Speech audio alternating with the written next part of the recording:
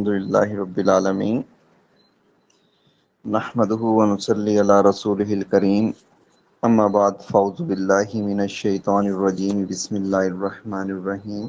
سب سے پہلے تو نبی صلی اللہ علیہ وآلہ وسلم کی اہمیت اور فضیلت کے بارے میں پوائنٹ رکھا گیا۔ تو نبی صلی اللہ علیہ وآلہ وسلم کی اہمیت یا فضیلت بیان کرنے سے پہلے ہمیں کوئی ایسی ایک سٹینڈرڈ ضرور دیکھنا پڑے گا کہ دنیا میں وہ کون سا سٹینڈرڈ ہے جس سے ہم یہ سمجھ سکتے ہیں کہ یہ معیار یا یہ ترازو یا یہ سٹینڈرڈ جو ہے کامل ہے۔ تو ایسی صورت میں ہماری نظر بطور مسلمان قرآن پاک پہ پڑتی ہے کہ قرآن پاک ایک ایسی چیز ہے جس کے کسی لفظ پر، الفاظ پر، طریقہ کار پر، اوقات کار پر ہم نہ کوئی دوسری رائے قائم کر سکتے ہیں، اور وہ 200% نہیں، وہ 1000% درست ہی بات ہوگی۔ تو پھر ہم دیکھتے ہیں کہ کیا یہ جو ترازو ہے یہ ناموس رسالت کی تحفظ یا اہمیت، فضیلت اس کی بات کرتی ہے؟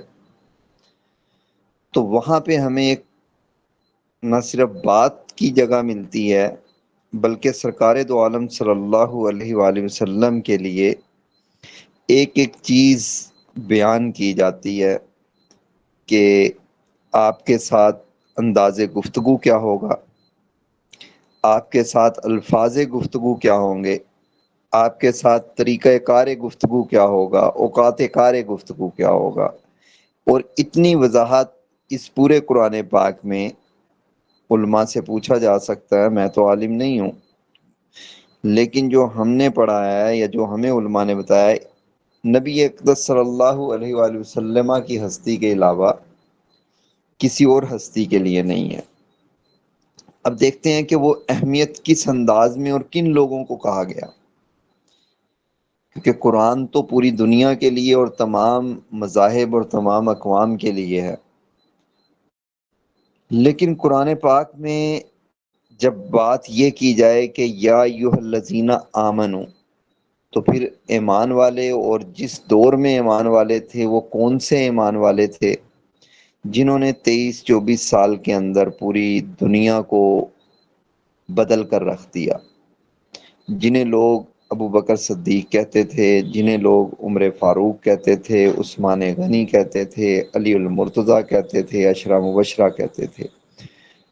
ان کو قرآن کہتا ہے یا ایھا الذین آمنو لا ترفعوا اصواتکم من صوت النبی۔ تو پہلا بیریئر یہ لگا دیا گیا کہ میں نے اگر نبی صلی اللہ علیہ وآلہ وسلم سے گفتگو کرنی ہے تو اس کا میرے ساؤنڈ کا والیوم کیا ہوگا، میری آواز کی پچ کیا ہوگی، میں کس انداز میں کتنی اونچا بول سکتا ہوں، کس لہجے میں بات کر سکتا ہوں۔ یہ گفتگو کا، یہ اہمیت کا، یہ فضیلت کا بیریئر شاید ہی دنیا میں کسی اور ہستی کے لیے ہو۔ اور کن کو کہا جا رہا ہے؟ ایمان والوں کو۔ ایمان والے کون تھے؟ جو نبی صلی اللہ علیہ وآلہ وسلم پہ اس آیت مبارکہ سے پہلے بھی جان نچھاور کرتے تھے۔ تو لہٰذا ایسا کوئی ایشو نہیں تھا کہ وہاں پہ کوئی پرابلم ہوگا، لیکن انہیں بھی یہ کہا جا رہا ہے کہ آپ نے وہاں بد ادبی کا تو، بے ادبی کا تو کوئی شبہ ہی نہیں تھا، لیکن اس کے باوجود بھی کہا گیا کہ آپ نے اپنی آواز نیچی رکھنی ہے نبی صلی اللہ علیہ وآلہ وسلم کی آواز سے۔ اور نبی صلی اللہ علیہ وآلہ وسلم کی آواز کیا ہے؟ وہ پوری سیرت سے ہمیں نظر آ رہی ہے ان کی آواز کا والیوم، وہ کیسے گفتگو کرتے تھے، کس الفاظ میں، کن آواز میں کرتے تھے۔ پھر یہیں پر نہیں رکا گیا، پھر کہا گیا یا ایھا الذین آمنو لا تقولوا رائینا۔ اب الفاظ کے ذو معنی بھی ختم کر دیے گئے، واضح الفاظ سرکار دو عالم صلی اللہ علیہ وآلہ وسلم کے لیے بولے جائیں گے۔ یہ وہ اہمیت اور فضیلت ہے جو قرآن کسی اور ہستی کو نہیں دے رہا۔ وہاں انبیاء کا تذکرہ آتا ہے، لیکن ان سے اس گفتگو کے دوران انداز جب نہیں سرکار بیان دو کیے گئے. عالم صلی اللہ علیہ یہ وسلم کا سرکار ذکر دو عالم آتا. صلی اللہ علیہ وآلہ وسلم کے ساتھ ہی منسوب تھی، تو لہٰذا یہ ہستی بقیہ تمام ہستیوں سے منفرد ہے، بلند ہے. اب صرف وہاں پر ہی نہیں، پھر کہا گیا کہ آپ سے گفتگو کا، آپ سے ملاقات کا طریقہ کار کیا ہوگا، کس وقت آنا ہے، کتنی دیر بیٹھنا ہے، کب آنا ہے، کس انداز میں آنا ہے. یہ تمام اللہ رب العزت نے قرآن پاک میں کھول کر بیان کر دیے گئے. تو یہ تمام کی تمام چیزیں نص سے، قطعی نص سے ثابت ہیں. اب آپ صلی اللہ علیہ وآلہ وسلم کی ناموس پہ آ جاتے ہیں. اگرچہ ان تمام آیات میں جن کی طرف میں نے حوالہ دیا ہے یا اشارہ دیا ہے، وہ واضح کرتی ہیں ناموس رسالت کو ہی، آپ صلی اللہ علیہ وآلہ وسلم کی عزت کو ہی، تقدس کو ہی. لیکن پھر مثال دی گئی کہ کچھ لوگوں نے نبی اقدس صلی اللہ علیہ وآلہ وسلم سے الفاظ میں چناؤ، گفتگو میں، بات چیت میں چناؤ یا طریقہ کار میں ایسے الفاظ استعمال کیے جو اہانت امیز تھے. تو سب سے پہلے مکی دور کے اندر جہاں سب چیزوں کا صبر کا دیا گیا، تو وہاں نبی صلی اللہ علیہ وآلہ وسلم کے ہی خاندان سے ایک شخص اٹھا اور اس نے ایک لفظ کہا، تبا یا محمد، نعوذ باللہ. تو اللہ رب العزت نے پوری صورت اتار دی، اور آج نہیں قیامت تک اس کو پڑھنے والے کو ثواب ہے. اسی ابو لہب کو جو لان تان کرتا ہے وہ ثواب پاتا ہے، اور اگر ابو لہب کے لان تان کو چھوڑ دیں تو قرآن مکمل نہیں ہوتا. یہ نبی صلی اللہ علیہ وآلہ وسلم کی اہمیت مکی دور میں اللہ رب العزت نے واضح کر دی. پھر اوتلم بادہ زنیم، ذالک زنیم، وہاں پہ آپ کے بارے میں جو نظریات رکھتے تھے ان کے بارے میں بتا دیا گیا کہ وہ کس طرح کے لوگ ہیں. پھر صرف یہی نہیں، پھر ایک جنرل آرڈر دکھایا گیا، ان شانیہ کا هو الابتر، کہ نبی صلی اللہ علیہ وآلہ وسلم کے جو مخالفین ہیں، جو آپ کے دشمن ہیں، وہ کس سلوک کے یا کس طریقے سے ان کے ساتھ اللہ رب العزت دنیا میں ان کے ساتھ کیا کیا کرے گا. تو آپ کے دشمن نے ناکام ہونا ہے، نہ کہ آپ کے ماننے والوں نے. یہ فضیلت، اہمیت نبی اقدس صلی اللہ علیہ وآلہ وسلم کی قرآن پاک میں بتا دی گئی. اب آتے ہیں کہ قانون ناموس رسالت جو بنایا گیا، جو اس وقت پہ جب صحابہ موجود تھے، جب نبی اقدس صلی اللہ علیہ وآلہ وسلم موجود تھے، جب اللہ رب العزت نے یہ قانون بنا کر دیا، تو اس کی شرعی حیثیت تو قرآن سے ثابت ہے. اس سے ہم آگے چلتے ہیں، نبی اقدس صلی اللہ علیہ وآلہ وسلم کے سنت مبارکہ سے ثابت ہے کہ آپ کے دور میں 21 کے قریب واقعات ایسے ہیں احادیث میں جہاں پہ آپ سرکار دو عالم صلی اللہ علیہ وآلہ وسلم نے کہیں خود حکم فرمایا کہ انہیں قتل کر دیں، کہیں پہ آپ صلی اللہ علیہ وآلہ وسلم کی جانثار فورس یہ اپلیکیبل کر کے لا آ گئی اور آپ نے اس کو اپریشیٹ کیا. وہ کیا تھا؟ اس میں سب سے اہم ایشو جو ہر چیز کو کھول کے رکھ دیتا ہے، عبداللہ ابن خطل کا واقعہ ہے. مکہ شریف فتح ہو رہا ہے، اور اس روز جتنی رحمت سرکار رحمت للعالمین نے برسائی ہے، کائنات میں شاید دوسرا دن کوئی نہیں ہے اس کے علاوہ. جب آپ نبی اقدس صلی اللہ علیہ وآلہ وسلم نے یہاں تک فرما دیا کہ وہ کافر جو تلوار کھینچ کے مقابلہ کر رہے ہیں، اگر وہ تلوار نیچے کر لیں گے تو ان کو امان حاصل ہے، تو اس سے زیادہ امان کس کو ملے گی؟ یہ نہیں کہا گیا کہ اگر اس نے قتل کر دیا تو پھر اس کو قتل کرنا ہے، اس نے کسی نبی صلی اللہ علیہ وسلم کے صحابہ کو شہید کر دیا تو پھر اس کو نہیں چھوڑنا، پھر کوئی امان نہیں ہے، ایسا کوئی آرڈر نہیں تھا۔ آرڈر یہی تھا کہ تلوار نیچے ہو گئی تو اس کو چھوڑ دینا ہے۔ اس وقت میں اور پھر کون سی جگہ؟ مکہ المکرمہ میں کعبہ شریف۔ کعبہ شریف وہ جگہ ہے جہاں کے احکامات الگ ہیں، پوری دنیا کے احکامات الگ ہیں، کعبہ کے احکامات الگ ہیں، حرمت کے حوالے سے، رحمت کے حوالے سے، جہاں کسی پرندے کو بھی مارنے کی اجازت نہیں۔ ایک صحابی رسول غالباً سعد بن وقاص رضی اللہ عنہ تھے، وہ آتے ہیں اور وہ فرماتے ہیں کہ یا رسول اللہ، ابن خطل جو ہے وہ کعبے کے غلاف اس نے اپنے اوپر لے لیا ہے، وہ دیوار کے ساتھ چمٹا ہوا ہے، کیا حکم ہے اس کے لیے؟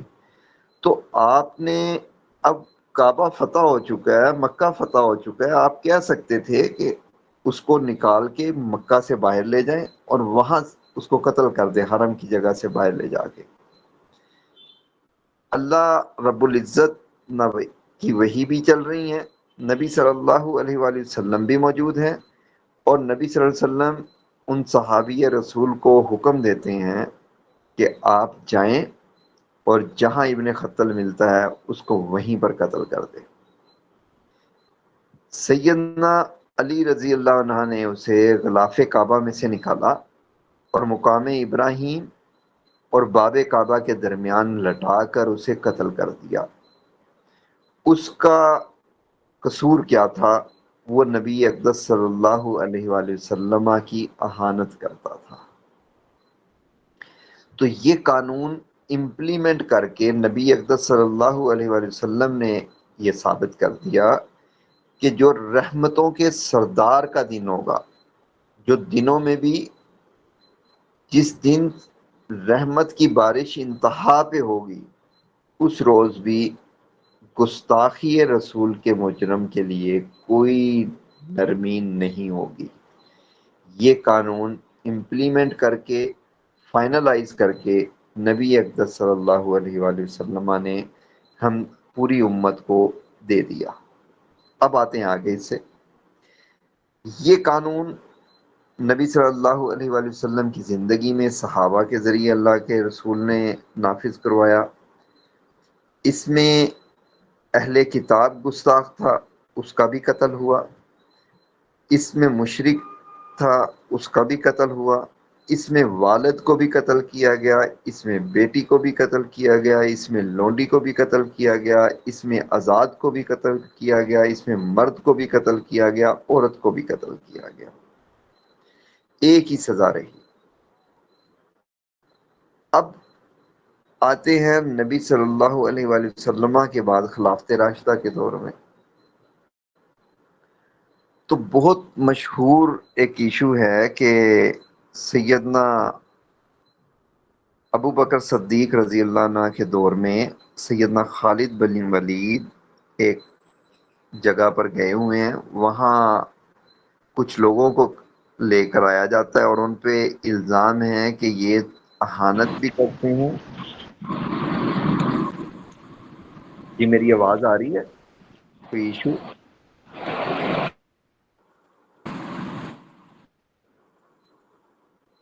میری آواز میں تو کوئی ایشو نہیں ہے؟ ہلو جی السلام علیکم ورحمۃ اللہ۔ جی آپ کی آواز آ رہی ہے سر، آ رہی ہے آپ کی آواز۔ جی۔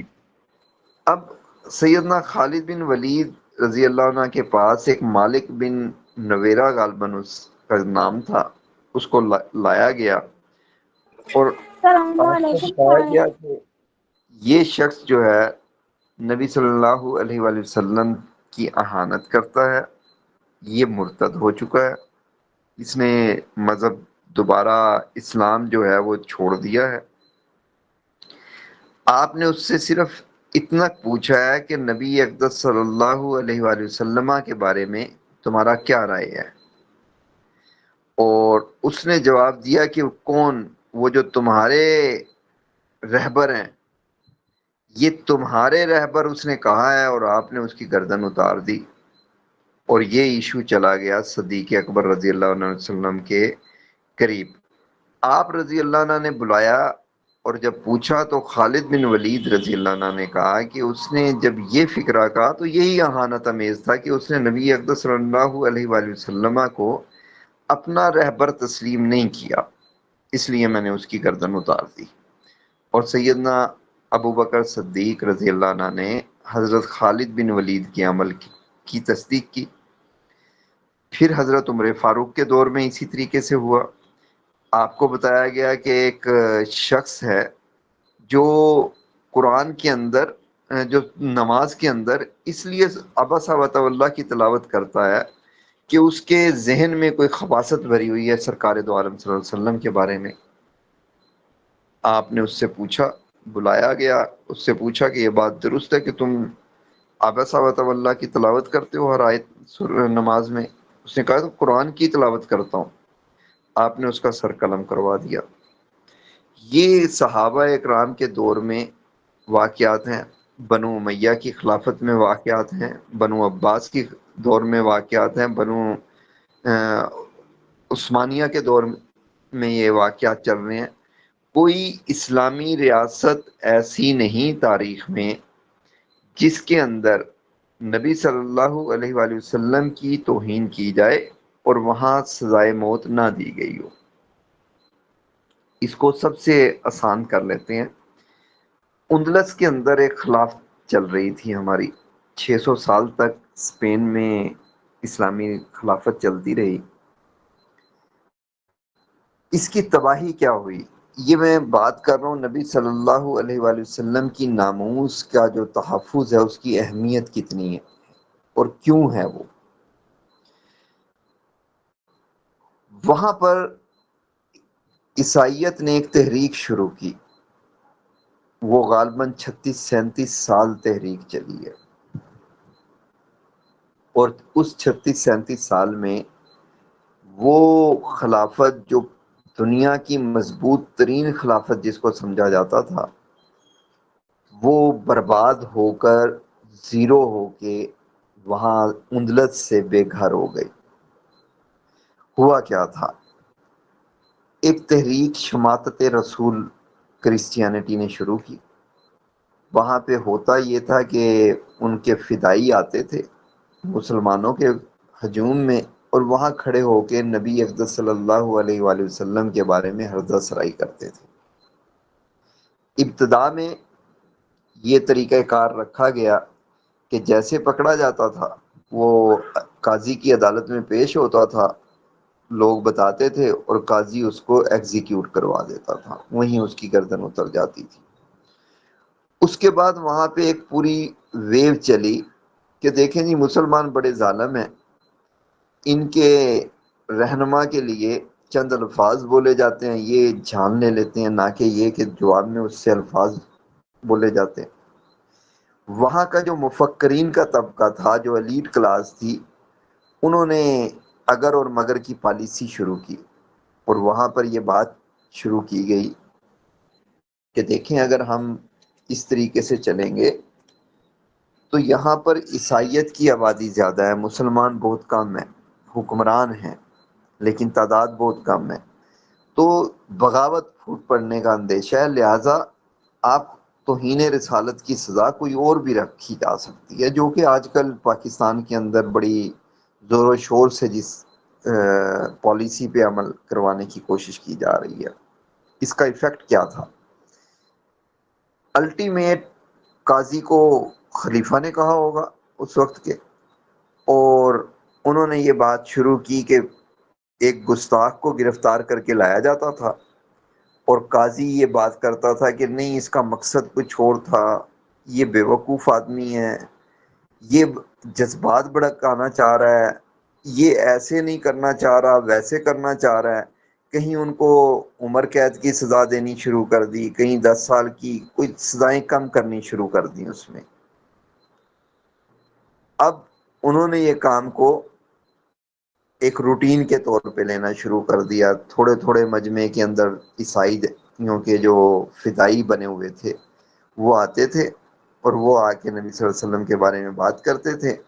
مسلمان اس کو لے جا کے عدالت میں لے کے جاتے تھے، اور عدالت اس کو کسی نہ کسی بہانے سے چھوڑ دیتی تھی۔ اس کا رزلٹ کیا نکلا؟ اس ایشو کا رزلٹ یہ نکلا کہ 35 سال کے بعد جب عیسائیوں نے مسلمانوں پہ خلافت پہ حملہ کیا تو کوئی مسلمان بھی اس قابل نہیں تھا کہ وہ اپنی ریاست کا تحفظ کر سکتا، کیونکہ حرمت رسول ہی ہمیں دین کے ساتھ جوڑ کر رکھتی ہے، حرمت رسول ہی ہمیں اسلامی ریاست کے ساتھ جوڑ کے رکھتی ہے، حرمت رسول ہی ہمیں ہر چیز کے ساتھ جوڑ کے رکھتی ہے، ہمیں طاقتور کرتی ہے، ہمیں ہماری پہچان دیتی ہے، ہمیں یہ بتاتی ہے کہ ہم اپنے نبی صلی اللہ علیہ وآلہ وسلم کی ماں کے ماننے والے ہیں، ہم سرکار دو عالم صلی اللہ علیہ وآلہ وسلم کی ایک منفرد امتی ہیں۔ یہ ناموس رسالت کی اہمیت ہے، یہ قوت ہے مسلمانوں کی، ریڑھ کی ہڈی ہے اسلامی نظام میں ناموس رسالت کا قانون۔ اب جب عیسائیت نے وہاں حملہ کیا تو قوم تو وہاں کوئی نہیں تھی، وہاں علاقے کی وجہ سے تو طاقتور نہیں تھے، تو جب آپ نے نبی صلی اللہ علیہ وآلہ وسلم کی حرمت اور ایک مسلمان کے درمیان فرق ڈال دیا تو جیسے ہی وہ سب کے سب گورے بن چکے تھے 35 سالوں میں، اور جس کو گورا عیسائی مارنے کے لیے آتے تو وہ پوچھتا کہ مجھے کیوں مار رہے ہیں، وہ اس کو بتاتے کہ تم مسلمان ہو، اس نے کہا صرف یہ بات ہے کہ میرا نام عبداللہ ہے تو میں اب ایلس ہو جاتا ہوں، میں اب جو ہے بش بن جاتا ہوں، میں فلاں بن جاتا ہوں، اور دنوں کے اندر پورا اسپین جو تھا وہ عیسائیت اختیار کر گیا۔ وہ جو کہتے ہیں نا کہ آخری وہاں کے حکمران عبد الرحمن مسجد غرناطکا کو دیکھ کے روتا تھا، تو اس کی ماں نے کہا کہ روتے کیوں، اگر مرد کی طرح اس کا دفاع نہیں کر سکے تو اب روتے کیوں ہو؟ وہ غریب روتا اس لیے تھا کہ اس کے ساتھ کھڑا کوئی نہیں ہوا تھا وہاں سے پوری امت میں سے، کیوں؟ کیونکہ اس کا قصور اتنا بڑا تھا کہ ان گزشتہ 35 سالوں میں انہوں نے نبی صلی اللہ علیہ وآلہ وسلم کی حرمت پر سودے بازی کی تھی۔ وہ ریاست جو تاریخ کی مضبوط ترین ریاست تھی، خلافت اندلس، وہ 35 سال برداشت نہیں کر سکی نبی صلی اللہ علیہ وآلہ وسلم سے بے وفائی، تو آج کی جو ریاست ہے وہ میری ریاست پاکستان ہو یا دنیا میں کوئی اور ملک ہو، وہ کتنے عرصے برداشت کر سکتا ہے ناموس رسالت کا؟ یہ تو اللہ رب العزت کے جو پیارے محبوب ہیں سرکار دو عالم صلی اللہ علیہ وآلہ وسلم، ان کی دعائیں ہیں کہ ریاستیں چل رہی ہیں، ادروائز ریاست کے خاتمے کی جو قبر ہے وہ خود ریاستوں نے کھودی ہوئی ہے اس قانون کو عملاً غیر مؤثر کر کے۔ اب آتے ہیں اس کی آئینی سے پہلے ایک قانونی صورتحال۔ اب آپ دیکھیے گا کہ یہ کتنا اہم ایشو ہے، قانون نبی صلی اللہ علیہ وآلہ وسلم اور مذہب کا دفاع کرنا، اور خصوصاً ہندوستان کی دھرتی کے لیے یہ کتنا اہم ہے۔ پاکستان میں جو قانون تعزیرات پاکستان کے نام سے بنی ہوئی ہے، یہ قانون بنا ہے 1860 میں، دوبارہ بتا رہا ہوں، پاکستان کا جو تعزیرات پاکستان ہے یہ 1860 میں بنا ہے۔ 1857 میں تو ہم جنگ آزادی ہارے ہیں پوری ریاست ہندوستان، تو 1860 میں یہ قانون بنا ہے۔ قانون کہاں بنا ہے؟ قانون بنایا ہے، کس نے بنایا ہے؟ قانون بنایا برٹش پارلیمنٹ نے ہندوستان کے لیے۔ اس پارلیمنٹ کے اندر کوئی ایک بھی مسلمان نمائندہ موجود نہیں تھا، مسلمانوں کو چھوڑ دیں، ہندوستان کا کوئی ایک نمائندہ بھی اس پارلیمنٹ میں موجود نہیں تھا۔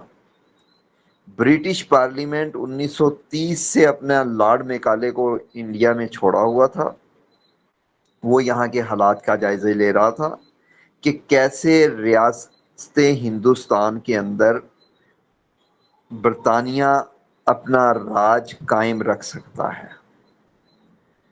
ان چیزوں کو اپنا راج قائم کرنے کے لیے ایک قانون بنایا گیا اور اس کو کہا گیا تعزیرات ہندوستان، جو بعد میں تعزیرات پاکستان بنا۔ اس تعزیرات ہندوستان کے اندر دو جرم کی سزائیں ہیں، دو دفعات ہیں، ایک 295 295 اور ایک 298 298۔ اور یہ 295 سے 298 یہ 4 سیکشن کا ایک چیپٹر ہے جس کو اوفینس اگینسٹ ریلیجن کا نام دیا گیا۔ اب برطانوی پارلیمنٹ نے 1960 میں توہین مذہب کرنے کی سزا رکھی، اس کو جرم کنسیڈر کیا۔ یعنی وہ پارلیمنٹ بھی اس نتیجے پہ پہنچا کہ بر صغیر کے اندر اگر آپ مذہب کی توہین کریں گے تو یہ آپ کا نظام نہیں چلنے دیں گے، مذہبی ہستیوں کی توہین کریں گے تو یہ آپ کے نظام نہیں چلنے دیں گے، مذہبی عقائد کی توہین کریں گے تو یہ آپ کا نظام قبول نہیں کریں گے۔ اس لیے انہوں نے 1860 میں یہ سیکشن رکھے۔ پھر ان میں تبدیلیاں آتی گئی وقت کے ساتھ ساتھ، کیونکہ انسان کے بنایا ہوا قانون کبھی بھی کامل نہیں ہو سکتا۔ 1927 میں بر صغیر کے اندر ایک واقعہ ہوا غازی علم دین شہید کا، اس کے اوپر تاج برطانیہ نے ہی ایک سیکشن ایڈ کیا 295A 295A، اور اس کی سزا تھوڑی بڑھا دی۔ بعد میں آنے والے وقتوں میں اس کی سزا بڑھا کے 10 سال کر دی گئی۔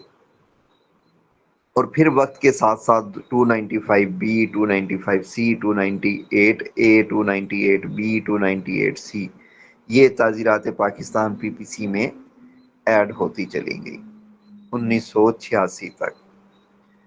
تو یہ قانون کی ایک ہسٹری ہے۔ 1986 میں ایک ہمارے لاہور ہائی کورٹ بار کے پریزیڈنٹ تھے اسماعیل قریشی صاحب، انہوں نے ایک ریٹ دائر کی فیڈرل شریعت کورٹ میں 1984 کے اندر کہ نبی صلی اللہ علیہ وآلہ وسلم کی توہین پر الگ سے کوئی قانون نہیں ہے، اور اس کی ریزن یہ تھی کہ خاتون فوت ہو گئی ہیں، اب ان کی باقیات ملک میں چمٹی ہوئی ہیں۔ اس کا نام ہے آسمہ جیلانی تھا پہلے، پھر وہ آسمہ جہانگیر بن گئی۔ انہوں نے پاکستان کے میریٹ اسلام آباد کے میریٹ ہوٹل میں ایک تقریر کرتے ہوئے نبی اقدس صلی اللہ علیہ وآلہ وسلم کی اہانت کی۔ اس ایشو کو لے کے اسماعیل قریشی صاحب چلے اور انہوں نے یہ ریٹ دائر کی۔ اس ریٹ کی بیس پہ یہ ریٹ زیر سماعت تھی۔ 1986 میں آپا نثار فاطمہ جو موجودہ منسٹر ہیں احسن اقبال صاحب، ان کی والدہ تھی، جماعت اسلامی سے وہ MNA تھیں، انہوں نے بل پیش کیا اور 295C قانون ناموس رسالت متفقہ طور پر پارلیمنٹ میں آرگومنٹ ہونے کے بعد تمام پارلیمنٹ نے متفقہ طور پر اس کو منظور کیا۔ اس میں نان مسلم بھی تھے، اس میں مسلم بھی تھے، اور اس کی سزا عمر قید اور سزائے موت اور جرمانہ رکھی گئی، سزائے موت یا عمر قید اور جرمانہ دونوں کے ساتھ۔ اس سزا کو اسماعیل قریشی صاحب نے فیڈرل شریعت کورٹ میں دوبارہ چیلنج کیا کہ یہ سزا اسلام کے اصولوں کے مطابق نہیں ہے۔ اس سزا کو فیڈرل شریعت کورٹ نے پوری ڈیٹیل کے ساتھ سننے کے بعد یہ فیصلہ دیا کہ یہ واقعی سزا اسلام کے عین مطابق نہیں، کیونکہ اسلام کے مطابق جو سزا ہے وہ صرف اور صرف سزائے موت اور جرمانہ ہو سکتی ہے۔ عمر قید انہوں نے سسپینڈ کر دی۔ فیڈرل گورنمنٹ اس کی اپیل میں چلی گئی، جو بعد میں یہ فیصلہ تھا فیڈرل شریعت کورٹ کا، یہ پرنٹ ہوا ہے PLD 1991 فیڈرل شریعت کورٹ پیج 10 پہ، اسماعیل قریشی بنام فیڈریشن آف پاکستان کے نام سے۔ اس فیصلے کو گورنمنٹ نے چیلنج کیا، جو بعد میں بعض علماء کی کاوشوں سے یہ چیلنج کا جو اپیل جو تھی وہ وڈرا کر لی گورنمنٹ نے، اور یہ حتمی فیصلہ ہو گیا، لیکن اس کا نوٹیفیکیشن نہیں ہوا تھا۔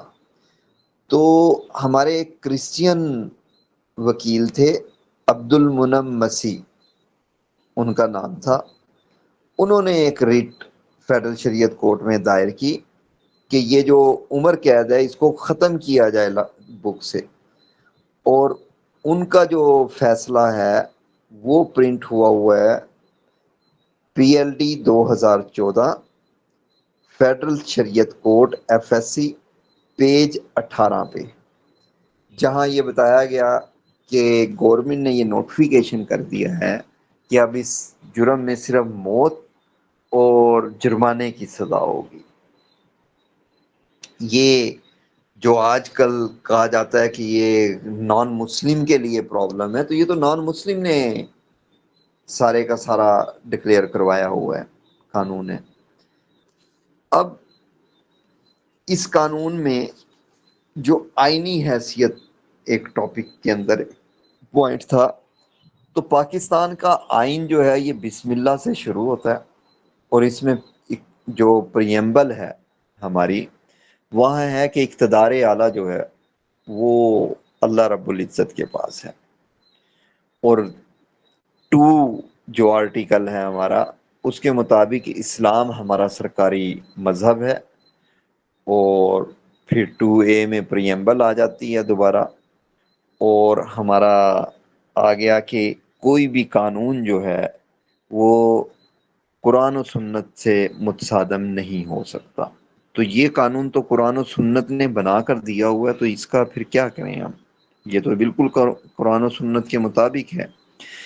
کیونکہ یہ پارلیمنٹ نے پاس ضرور کیا ہے لیکن بنایا پارلیمنٹ نے نہیں ہے۔ میں نے کچھ آیات سے آغاز کیا تھا، یا ایھا الذین آمنوا لا تقولوا رائینا یا ایھا الذین آمنوا لا ترفعوا اصواتکم، تو انہی کو دیکھیں تو قرآن 295 کیا ہے کہ کوئی شخص بھی نبی اقدس صلی اللہ علیہ وآلہ وسلم کی اشارتاً کنایتاً براہ راست بلا واسطہ اہانت نہیں کرے گا، تنقیص نہیں کرے گا، الفاظ سے، اشاروں سے، تصاویر سے، ویڈیو سے اگر کوئی ایسا کرے گا تو وہ سزائے موت کا حقدار ہوگا۔ تو یہ وہی قانون ہے جو قرآن و حدیث سے ثابت ہوا ہے۔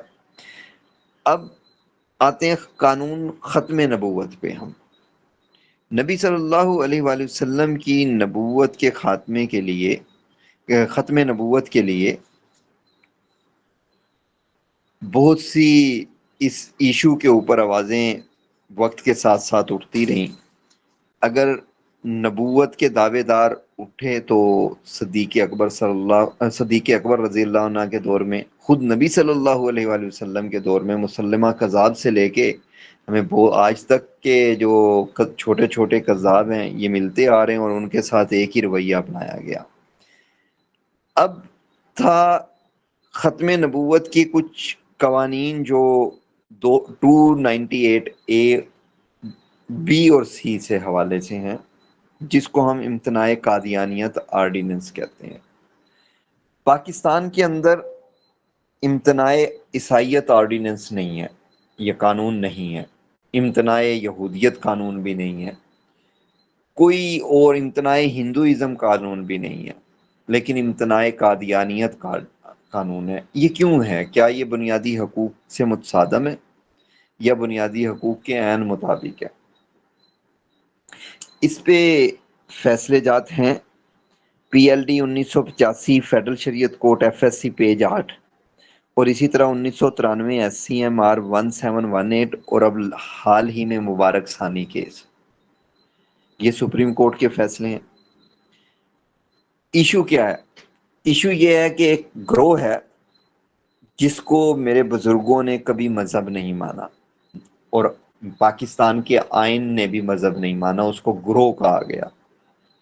آئین کی دفعہ جو ہے 260، اس کا پارٹ B، وہاں پہ مسلم اور غیر مسلم کی تعریف ہے۔ غیر مسلم کی تعریف میں کہا گیا کہ کچھ افراد جو خود کو احمدی، قادیانی یا لاہوری گروپ سے منسوب کریں۔ ایسا گروہ. تو یہ جو گروہ تھا اس میں کو کافر تو قرار دے دیا بھٹو صاحب نے.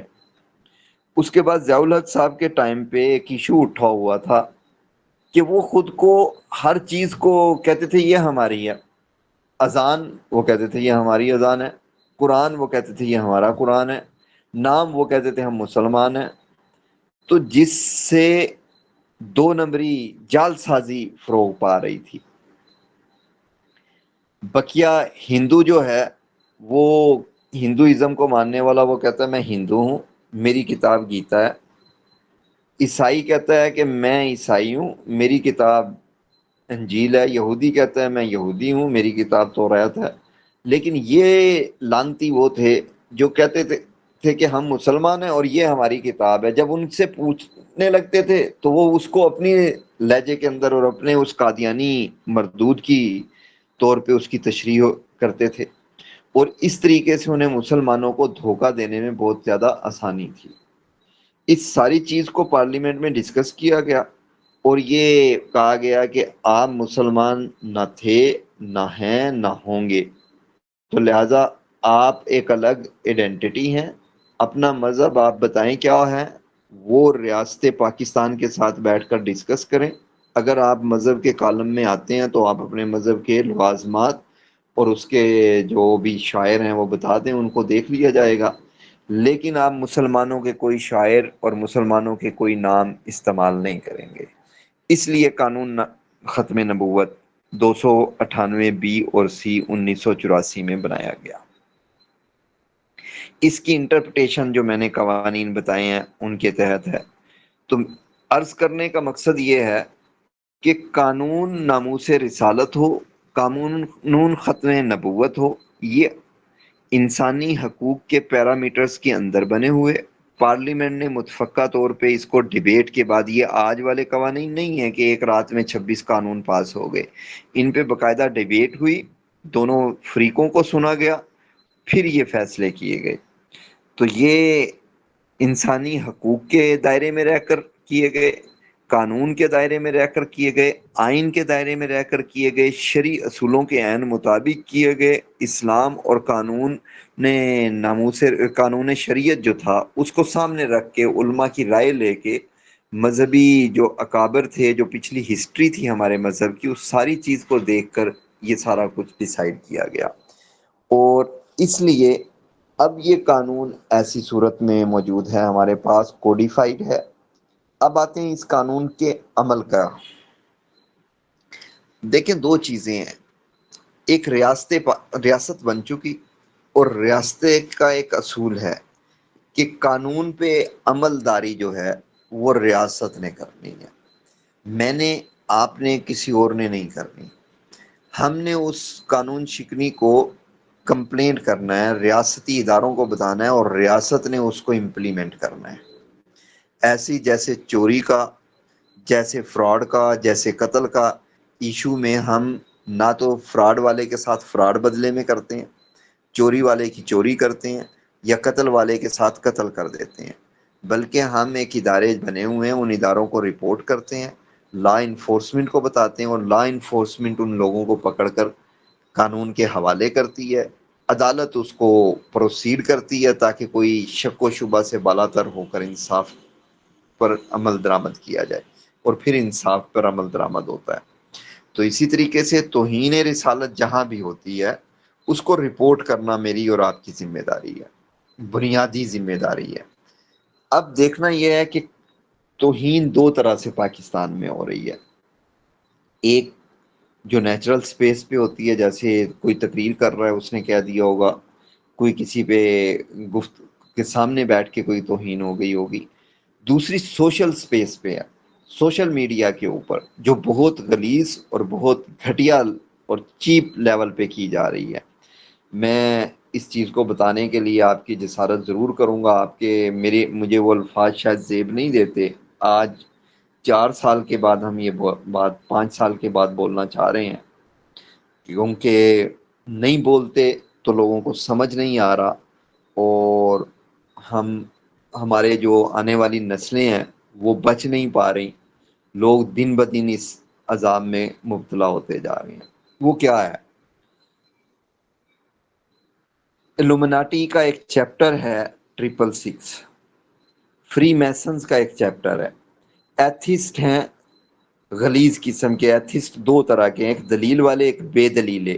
یہ جو بے دلیلے ہیں یہ گالی والے ایتھسٹ ہیں، اور ایک ہمارے ہمسایہ ملک میں ایک جماعت ہے شیو سینا جو بال ٹھاکرے کے نام سے مشہور تھی، ان کا ایک باغی گروہ ہے۔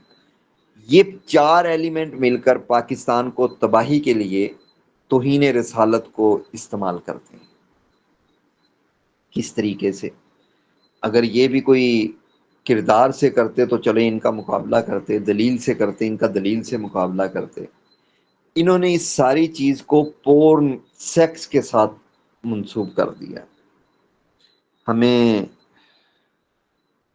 وہ چیزیں بتاتے ہوئے روح کانپ جاتی ہے کہ خاتون جنت سرکار دو عالم صلی اللہ علیہ وآلہ وسلم کے خاندان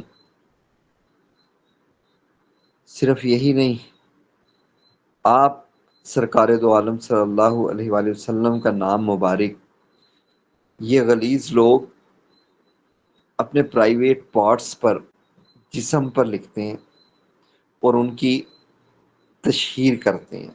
یہ بلاسفیمی سوشل میڈیا پر چل رہی ہے۔ اس کو روکنے کے لیے آپ نے اور میں نے کردار ادا کرنا ہے۔ اس کو روکنے کے لیے ہمیں جہاں ایسی چیزیں ملیں ہم فوری اس کو رپورٹ کریں۔ قرآن پاک بہت سے 41 کے قریب قرآن پاک ریکورڈ حالت میں موجود ہیں جو ملزموں سے برآمد ہوئے ہیں، جن پہ یورینیشن بھی ہے، ایجیکولیشن بھی ہے۔ یہ ایک زندہ معاشرے کی کوئی چیز نہیں ہے۔ یہ دلیل، یہ بات کرتے ہوئے ہمیں اپنی آنکھوں میں ہم خود گرتے ہیں۔ یہ ہو رہا ہے ہمارے ساتھ اور یہ کیا جا رہا ہے، اور ایسے لوگوں کو بہت سے لوگوں نے رپورٹ کیا۔ اب تقریباً وہ چیزیں کلوز تھی، پھر ایک پروپیگنڈا شروع کیا گیا، ایک عدالت کے آسرے پہ شروع کیا گیا، اور ایک لائیو کنورسیشن شروع کی گئی، لائیو سٹریمنگ شروع کی گئی۔ اس چیز کے ذریعے یہ امیج دیا گیا کہ شاید پاکستان کے اندر جو توہین رسالت کے ملزم پکڑے جا رہے ہیں یہ کوئی فیک ڈرامہ ہے۔ ایسا نہیں ہے۔ ہم نے عدالت میں بھی یہ بات کی تھی کہ آپ کسی ایک ایویڈنس لے آئیں کہ جو آپ کے جھوٹے الزامات ہیں ان میں کسی ایک میں تصدیق ہو۔ میں کھل کے یہ بات کر رہا ہوں۔ سب سے پہلے انہوں نے ہم پہ یہ ایلیگیشن لگایا کہ یہ پیسے لیتے ہیں۔ ہم نے انہیں کہا کہ ہم نے کسی سے چندہ تک نہیں لیا، آپ ہمیں چندے کی ہی ایویڈنس دے دیں، ان سے پیسے لینے کی ایویڈنس تو بہت بڑی بات ہے۔ تو تب بھی آپ ہم پہ جو بھتے کا پرچہ کروائیں، دہشت گردی کا پرچہ کروائیں، ہم کنفیس کر لیں گے اگر آپ ایویڈنس لیتے ہیں تو۔ ایسا کوئی چیز نہیں۔ اسی جج نے کہا کہ جی ایسا، یہ تو اب یہ بھی کہنا چھوڑ گئے ہیں۔ اس کے بعد دوسرا انہوں نے کہا کہ مدعی حضرات ایک سکرین شاٹ بھیجتے ہیں اور واپس منگواتے ہیں۔ تو آپ تمام فیس بک، سوشل میڈیا دیکھتے ہیں، آپ مجھے بتائیں کہ سکرین شاٹ اگر کوئی بنائیں گے تو سکرین شاٹ جس نے بھیجا ہوگا، تصویر بھیجی ہوگی، اس کا نمبر اوپر آئے گا۔ اس سکرین شاٹ کو تو کوئی بھی لے کے جائے گا، تو اگر مدعی لے کے جائے گا تو مدعی کو ہی ایف آئی اے بٹھا لے کہ یہ تو تم نے بھیجا ہوا ہے۔ لیکن اس کے باوجود میں نے ان کو کورٹ میں کہا کہ آپ پورے بگ ڈیٹا وہ ہے جو کنورسیشن ہماری چل رہی ہے، جیسے میری گفتگو چل رہی ہے، اور بہت سی، جب سے یہ نیٹ بنا ہے یہ سارا ڈیٹا ایک جگہ محفوظ ہے۔ ہر ملک نے اپنا محفوظ کیا ہوا ہے اور جرنل پوری دنیا کا محفوظ ہے۔ تو میں نے ان کو کہا کہ جی آپ کسی سافٹ ویئر ملتے ہیں، آپ سافٹ ویئر لگائیں اور یہ نمبر مدعیوں کے آپ کے پاس ہیں، کوئی ایک سکرین شاٹ لا دیں۔ آپ کہتے ہیں 700 لوگوں کو سکرین شاٹ بھیجے گئے، آپ ایک سکرین شاٹ لا دیں اور ہم پر پرچہ دے دیں۔ تو آج 2 سال ہو گئے ہیں اس وہ سکرین شاٹ نہیں آیا، کیونکہ ایسی کوئی چیز نہیں ہے، اور کوئی ایک سکرین شاٹ والا کوئی ملزم اریسٹ ہی نہیں ہے، جبکہ اریسٹ جو ہیں ان کے 500 صفحات پر ان کی توہین مبنی ہے۔ وہ اس طرح کے لوگ پکڑے ہوئے ہیں، ان سے مٹیریل برآمد ہوا ہے، ان کی ٹیکنیکل رپورٹ پازیٹیو، ان کی فرانزک رپورٹ پازیٹیو، ان کے ڈی این اے رپورٹس پازیٹیو، ان کی وائس سیمپلنگ پازیٹیو، تو اس کے باوجود صرف یہ ایک پروپگنڈا تھا۔ میں اس سے واپس آتا ہوں، یہ پاکستان میں امپلیمنٹ کی گئی، بہت سے سوشل میڈیا پہ گروپ بنوائے گئے، ان لوگوں کو پیسوں کا لالچ دیا جاتا ہے، سیکس کا لالچ دیا جاتا ہے، اور اس طریقے سے ان سے گروپ بنوائے جاتے ہیں، ان گروپ کے لنک منگوائے جاتے ہیں، ان لنکوں کو شیئر کیا جاتا ہے مختلف ایڈز کی شکل میں، مختلف تصاویر کے بیس پہ، ان لوگوں کو جو لوگ ان کو ملتے ہیں وہ تصویر یا ایڈ کو کلک کرتے ہیں تو وہ ان گروپوں میں ممبر بن جاتے ہیں، وہاں پر یہ بلاسفیمی ہو رہی ہوتی ہے۔ تو لوگ اگر ریئیکٹ نہیں کرتے تو نبی صلی اللہ علیہ وآلہ وسلم کی ایک حدیث ہے کہ جب جو بے حیائی ہے، یہ آدھا جو ایمان، جو مسلمان اور بے حیا یہ اکٹھے نہیں ہو سکتے، اور آپ نے فرمایا کہ جب انسان بے حیا ہو جاتا ہے تو وہ کچھ بھی کر جاتا ہے، تو یہ پریکٹیکلی وہاں پر نظر آتا ہے۔ جب ہم اس بے حیائی کو، کیونکہ وہاں پہ پورن اور یہ سب چیزیں چل رہی ہوتی ہیں، ان کو دیکھنے میں مشغول ہو جاتے ہیں، تو پھر یہ جو بلاسفیمی اس میں شیئر کی جاتی ہے تو وہ ایک نارمل بن جاتا ہے اور لوگ اس پر ریئیکٹ نہیں کرتے۔ ہاں کچھ کرتے ہیں، بہت سے لوگ ریئیکٹ کر رہے ہیں۔ اب پھر دوسرا یہ کہا گیا کہ چند لوگ مدعی ہیں، ایسا بھی نہیں ہے۔ ابھی حال ہی میں پی ٹی اے نے یہ کہا کہ ہمیں جو رپورٹ ہوئی ہیں وہ 10 لاکھ کے قریب یو آر ایل وہ بلاک کر چکے ہیں، توہین مذہب، توہین رسالت، توہین مذہب اور توہین ریاست کے جو یو آر ایل ہیں جو انہوں نے بلاک کیے ہیں وہ 10 لاکھ سے زیادہ ہیں۔ تو یہ 10 لاکھ لوگوں نے رپورٹ کیا ہے پی ٹی اے کو۔ جن لوگوں نے ویب سائٹ کو رپورٹ کیا ہے ان کی تعداد اس سے بھی زیادہ ہوگی، لیکن ہر ادارے کا اپنا ایک جورسڈکشن ہے۔ دیکھیں جو ویب سائٹ کو آپ رپورٹ کرتے ہیں تو ویب سائٹ نمبر 1 آپ کی بات مانتی نہیں ہے، وہ باہر کی ویب سائٹس ہیں، اگر مانتی بھی ہے تو وہ اس پیج کو بلاک کرتی ہے صرف۔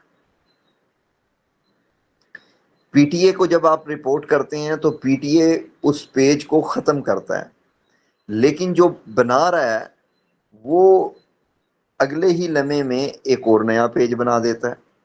تو آپ پی ٹی اے سے اور پی ٹی اے اس ویب سائٹ سے اور ویب سائٹ ان اکاؤنٹ سے صرف ایک جو آنکھ مچولی کا کھیل ہے وہ چل رہا ہوتا ہے۔ اس کی اوریجنل پوزیشن کیا ہے، کہاں رپورٹ ہونا ہے؟ یہ لا انفورسمنٹ ایجنسیز کو رپورٹ ہونا ہے کہ جو پیجز پاکستان سے ایسے چل رہے ہیں، جو اکاؤنٹ پاکستان سے ایسے چل رہے ہیں، ان کو لا انفورسمنٹ اداروں کو رپورٹ کیا جائے۔ سوشل میڈیا ہے تو نیشنل انویسٹیگیشن ایجنسی جو ہے، national cyber crime investigation agency NCCIA، یہ دائرہ سماعت رکھتی ہے، دائرہ اختیار رکھتی ہے ان کیسز کا۔ اب دیکھتے ہیں کہ وہاں کتنی درخواستیں آئی ہیں، تو وہاں 5300 درخواستیں آ چکی ہیں، جبکہ انہوں نے 5300 میں سے ابھی صرف کوئی 130 درخواستوں پر FIR درج کی ہے، بقیہ پر نہیں کی۔ 130 FIR میں کوئی ہزاروں ملزم بنتے ہیں، جن میں سے صرف 400 کے قریب انہوں نے گرفتار کیے، 350 سے 400 کے درمیان۔ تو یہ اداروں کا ایشو ہے، لیکن وہاں پر کام چل رہا ہے۔ یہ 350 400 لوگ بھی پاکستان کے ادارے نے گرفتار کیے ہیں، اور ان ایپلیکیشن کے استعمال کرنے والے گرفتار کیے ہیں جن کے دعوے دار یہ کہتے تھے کہ ہم پکڑے نہیں جائیں گے۔ اللہ نے پاکستانی اداروں کو اس قابل کیا ہے کہ وہ کسی سے نمٹ سکتے ہیں، وہ ان جرائم سے نمٹ سکتے ہیں، اور وہ نمٹ رہے ہیں۔ یہ کہنا سراسر ان کے ساتھ زیادتی ہے کہ کسی گروہ نے یا کسی گروپ نے ان پکڑ لیے یا وہ ان کی ہیلپ سے پکڑے۔ اگر پاکستان کا ایک ادارہ اس قابل نہیں ہے تو پاکستان میں کوئی گروپ بھی اس قابل نہیں ہوگا پھر۔ تو یہ ہمارے ادارے ہیں، ہمیں ان کو رپورٹ کرنا ہے تاکہ قانون ناموس رسالت امپلیمنٹ ہو سکے۔ اس میں بہت سے اس جد و جہد میں ظاہری بات ہے یہ نبی صلی اللہ علیہ وآلہ وسلم کی حرمت کی جد و جہد ہے، جو ہمیں ہماری جانوں سے پیارے ہیں، جو ہمیں اپنے نبی، بڑی آسان سی بات، قرآن کا حکم ہے النبی الاولی بالمؤمنین انفسہم، میری جان سے وہ زیادہ عزیز ہیں۔ قرآن پاک کا حکم ہے کہ وہ خود نہیں بولتے، وہ تو وہی ہے جو اللہ ان کے اندر، اللہ کا حکم جو ہے ان کے ذریعے ہم تک آ رہا ہے۔ تو ان کی حفاظت کے لیے جب ہم لڑیں گے تو یہ راستہ آسان تو نہیں ہوگا، یہ راستہ تو مشکل ہوگا۔ حق کا راستہ آسان نہیں ہوتا۔ سیدنا علی کرم اللہ وجہہ کا قول ہے کہ اگر آپ حق کے راستے پر ہیں اور آپ کو کوئی مشکلات نہیں آ رہی تو اپنے راستے کو ری وزٹ کریں، پھر آپ حق، جس کو حق سمجھ رہے ہیں وہ حق نہیں ہوگا۔